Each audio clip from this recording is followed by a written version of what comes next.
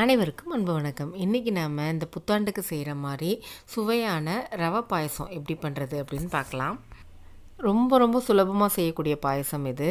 சட்டுன்னு ஒரு 10-15 நிமிஷத்துலேயே செஞ்சு கொடுத்துடலாம். ஈவினிங்கில் குழந்தைங்க டெசர்ட் கேட்டால் ஈஸியாக செஞ்சு கொடுத்துடலாம். டேஸ்ட்டும் சூப்பராக இருக்கும். இப்போ இந்த ரவை பாயசம் எப்படி பண்ணுறதுன்னு பார்க்கலாம். முதல்ல ஒரு 15 பாதாம் பருப்பு எடுத்து ஒரு அரை மணி நேரம் ஊற வச்சுக்கோங்க. நல்லா ஊறினதுக்கப்புறம் அதோட தோலை உரிச்சிட்டு சேர்த்துக்கலாம். இந்த பாதாம் முந்திரி நான் அரைச்சிட்டு சேர்க்க போகிறேன். இது வந்து ஆப்ஷனல் தான். உங்களுக்கு உடனே செய்யணுன்னா இது சேர்க்க தேவையில்லை. டைம் இருந்ததுன்னா இதோட சேர்த்து செஞ்சு கொடுத்தீங்கன்னா கொஞ்சம் க்ரீமியாக இருக்கும் சாப்பிட்றதுக்கு. இது தேவைன்னா சேர்க்கலாம், இல்லைன்னாலும் விட்டுடலாம். இது வந்து கூடுதல் டேஸ்ட்டுக்காக நான் சேர்த்துக்கிறேன்.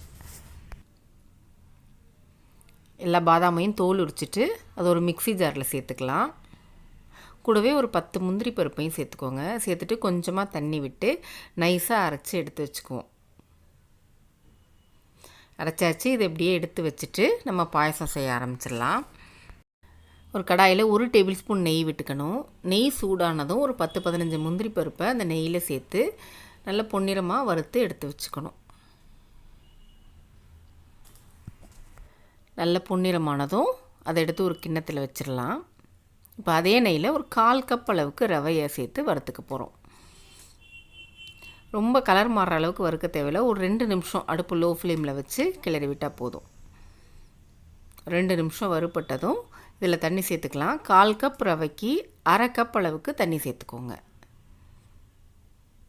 1/2 கப் அளவு தண்ணி சேர்த்துட்டு நல்லா கலந்து விட்டுட்டு அடுப்பை லோ ஃப்ளேமில் வச்சு கிளறி விட்டுக்கிட்டே இருங்க. அப்போ தான் ரவை நல்லா வேகும். கெட்டிப்படாமல் இருக்கிறதுக்கு கிளறி விட்டுக்கிட்டே இருக்கணும். ரவை சீக்கிரமே வெந்துடும். அடுப்பு லோ ஃப்ளேமில் வச்சுக்கோங்க. பாருங்கள், சீக்கிரமே இந்த அளவு பதத்துக்கு வந்துடும். நல்லா வெந்து வந்துருச்சு ரவை. இப்போ இதில் நான் அன்றைக்கி 1/2 லிட்டர் திக்கான பால் எடுத்து கொஞ்சம் கொஞ்சமாக பால் சேர்த்துக்க போகிறேன். காய்ச்சாத பால் தான், திக்கான பால் எடுத்துக்கோங்க. கொஞ்சம் கொஞ்சமாக பால் சேர்த்து கிளறி விட்டுக்கிட்டே இருங்க. அடுப்பு லோ ஃப்ளேம்லேயே வச்சுக்கோங்க. லோ ஃப்ளேம் மீடியம் ஃப்ளேமில் மாற்றி வச்சுக்கணும். ஹையில் வச்சா அடி பிடிச்சி போயிடும். அதனால் கொஞ்சம் கொஞ்சமாக பால் ஊற்றி அதை கிளறி விட்டுக்கிட்டே இருக்கணும். ரவையை மொத்தமாக ஊற்றிட்டா ரவை கெட்டி ஆகிடும். அதனால் கொஞ்சம் கொஞ்சமாக ஊற்றி அதை மிக்ஸ் பண்ணிக்கிட்டே இருங்க.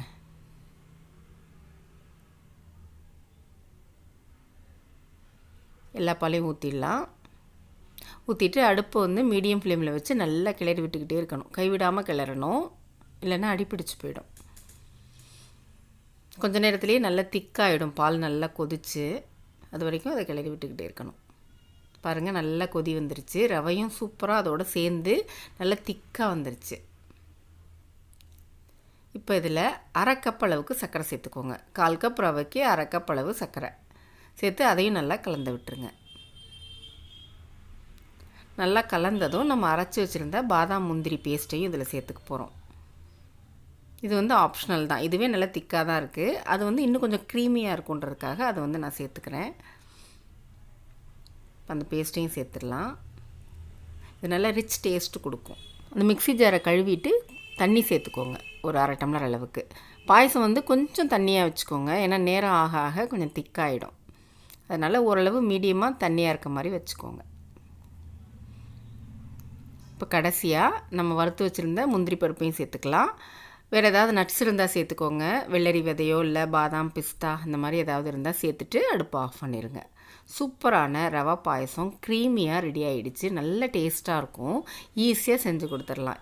எல்லோரும் ஈஸியாக செய்யக்கூடிய பாயசம் இது. டேஸ்ட்டும் அவ்வளோ பிரமாதமாக இருக்கும். சூப்பரான அந்த ரவா பாயசத்தை நீங்களும் ட்ரை பண்ணி பார்த்துட்டு எப்படி இருந்துச்சுன்னு உங்கள் பதிலை கமெண்ட்ஸில் சொல்லுங்கள்.